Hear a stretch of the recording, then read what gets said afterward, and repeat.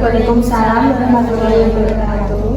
Selamat siang kepada ibu dan mbak semuanya. Di sini saya Nurul Belodia akan melakukan kegiatan penyuluhan tentang distres spiritual.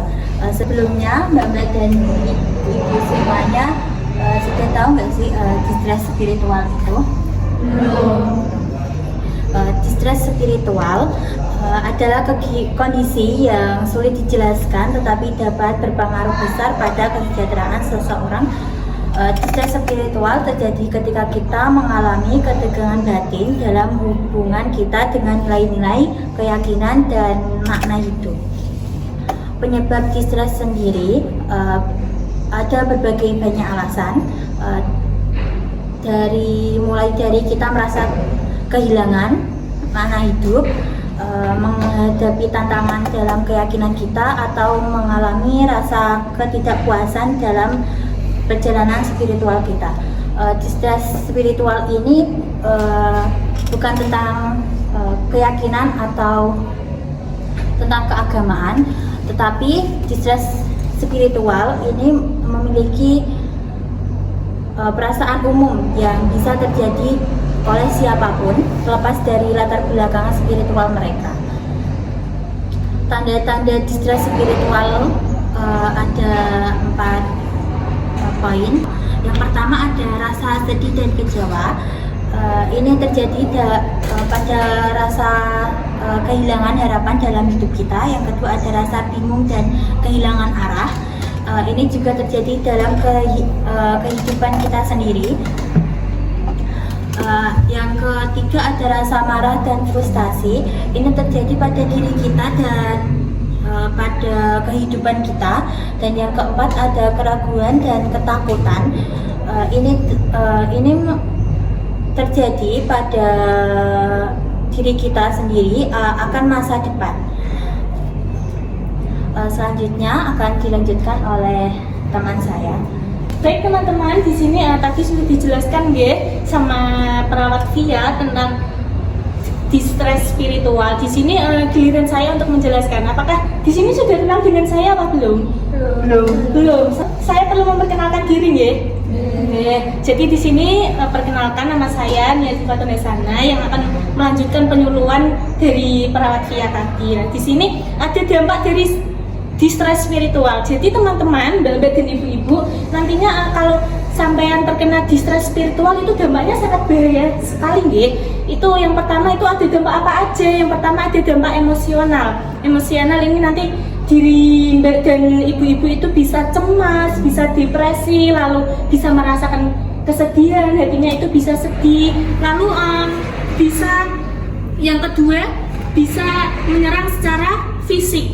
Nah, distres spiritual ini bisa menyerang secara fisik, itu tanda-tandanya bisa nantinya mengalami gangguan tidur, terus badan kita, pikiran kita jadi lelah, lalu ada penurunan sistem imun. Biasanya kalau badan tidak fit, badan tidak dalam kondisi yang fine, terus otaknya juga tidak dalam kondisi yang baik-baik saja, itu imun bisa menurun Lalu yang ketiga itu ada dampak secara spiritual, yaitu kehilangan makna, terus rasa putus asa. Kita itu rasanya hidup itu hambar, kayak tidak menggebu-gebu atau tidak kehilangan semangat dalam mengejar cita-cita. Lalu ada kurangnya koneksi spiritual, seperti kalau biasanya ibu-ibu dan mbak-mbak kalau lagi capek banget sama urusan dunia, terus lagi banyak masalah dan fokus dengan masalahnya, biasanya terlalu fokus sampai kadang lupa ibadah, lupa untuk mendekatkan diri dengan Tuhan, begitu Nah, itu bisa saja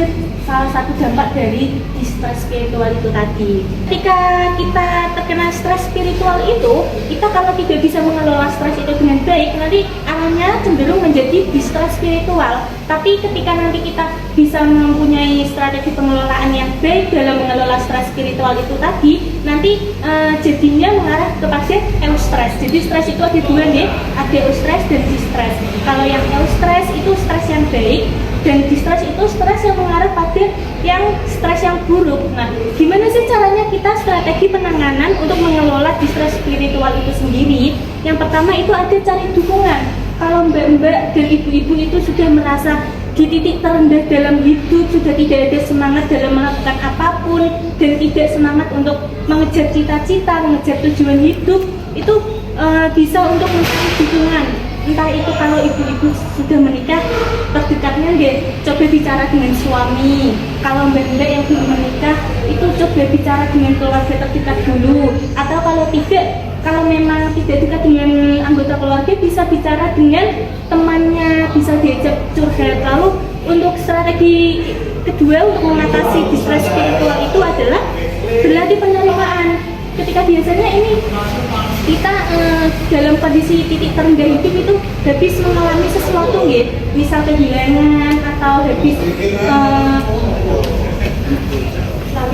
misal kita kehilangan atau habis gagal dalam melakukan percobaan sesuatu, misal kehilangan pekerjaan atau apapun, itu bisa berlatih penerimaan di dalam diri sendiri, diterima dulu. Boleh kita kalau mau denial kok, tapi diharapkan kalau kita dalam fase denial itu tidak berangsur-angsur lama, tapi sebentar. Ada fase denial, kegagalan dan kehilangan itu dinikmati dulu, lalu nantinya kita beralih pada fase penerimaan. Secara perlahan nanti fase-fase itu diterima di dalam diri kita sendiri. Lalu untuk strategi yang ketiga yaitu kembangkan cara pandang positif. Ketika kita nantinya dalam titik terendah hidup, terus kita tidak ada semangat untuk menjalani hidup kembali, itu biasanya pikirannya kita netting terus. Nggih apa enggak? Hawanya itu netting terus. Kalau mau memandang sesuatu itu nggak bisa memandang dengan cara yang baik. Nah, itu secara perlahan itu dikurangi dulu. Bisa dialihkan pada cara pandang positif.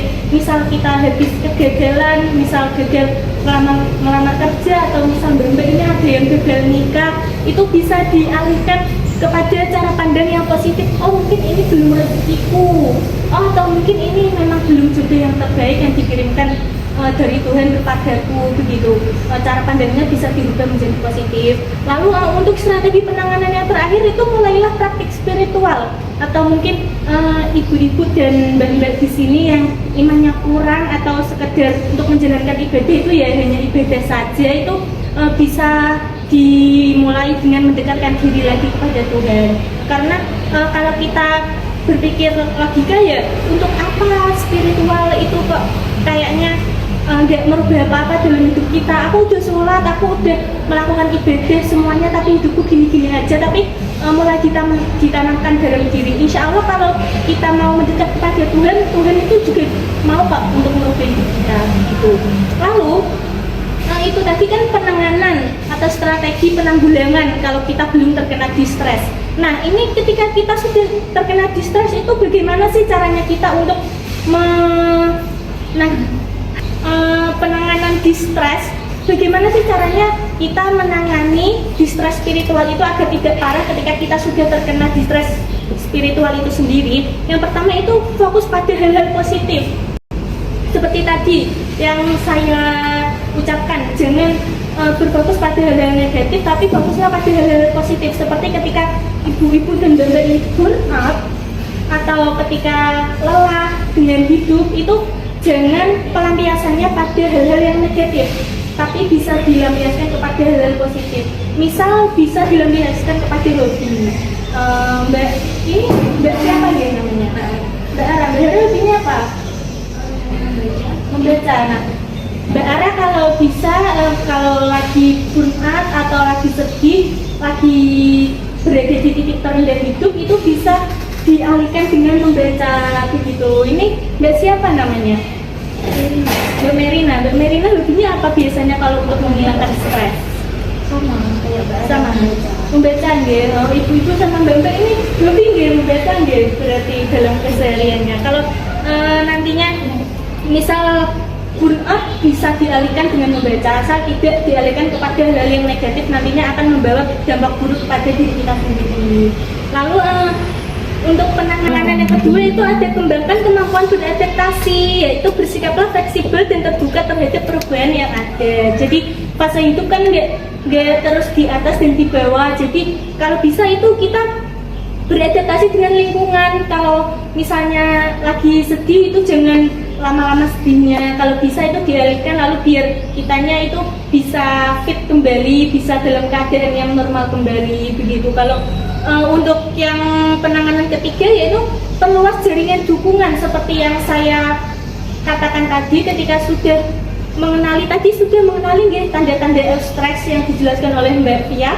Ketika Mbak dan Ibu mengalami tanda-tanda itu, bisa langsung untuk mencari dukungan orang-orang terdekat seperti tadi, curhat kepada, ceritakan apa yang dialami, apa yang dia rasakan kepada suami atau mungkin teman atau keluarga, atau ketika tidak merasa dirinya itu tidak punya siapa-siapa, bisa untuk ke psikolog untuk menceritakan itu.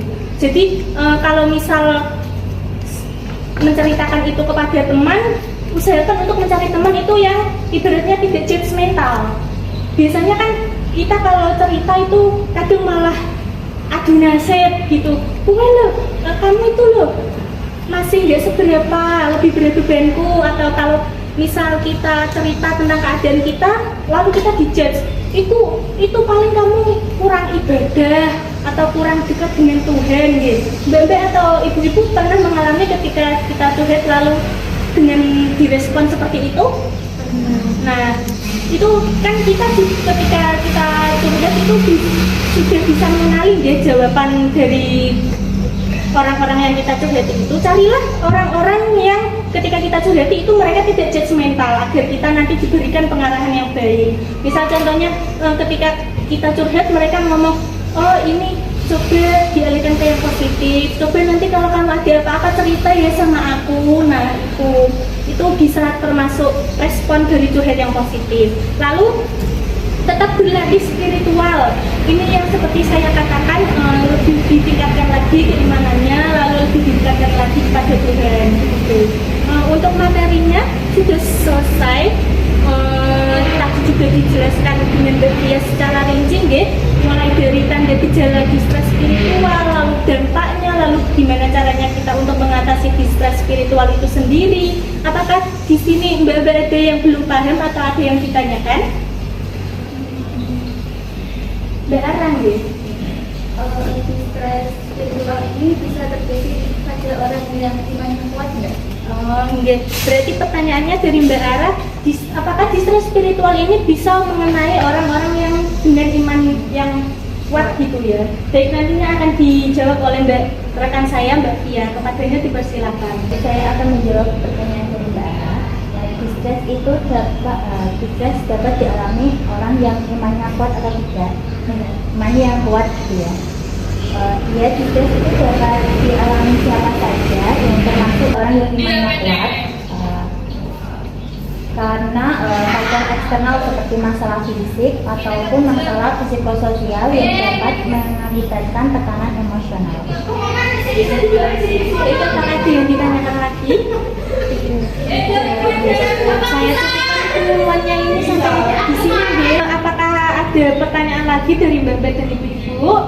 Sudah cukup nggih. Kalau begitu saya cukupkan untuk penyuluhan ini sampai di sini. Semoga apa yang saya Fia sampaikan bermanfaat bagi ibu-ibu semua. Wassalamualaikum warahmatullahi wabarakatuh. Waalaikumsalam warahmatullahi wabarakatuh.